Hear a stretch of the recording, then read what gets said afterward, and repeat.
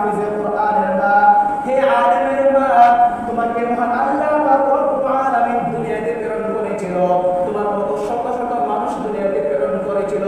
কাউকে মহান আল্লাহ পাক রব্বুল আলামিন খ্রিস্টান করে জন্ম দিয়েছেন, কাউকে আবার মহান আল্লাহ পাক রব্বুল আলামিন ইহুদি করে জন্ম দিয়েছেন, কাউকে আবার হিন্দু করে জন্ম দিয়েছেন, কাউকে আবার মুসলিম পরিবারে জন্ম দিয়েছেন।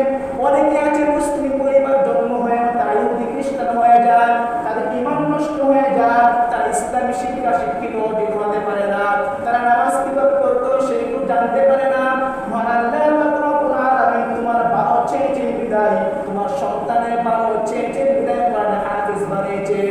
আর তোমার সন্তানদেরকে সঠিক শিক্ষা দেওয়ার কারণে, তোমার সন্তানকে কোরআন হাফিজ বানাবার কারণে, তোমার সন্তানকে মাদ্রাসা দেওয়ার কারণে, তোমার সন্তানকে বড় আলেম বানাবার কারণে মহান আল্লাহ পাক রব্বুল আলামিন আজকে কিয়ামতের ময়দানে সমস্ত মানুষের নিকট, সমস্ত মানুষের সামনে তোমাদেরকে সম্মানিত প্রদর্শন করবে।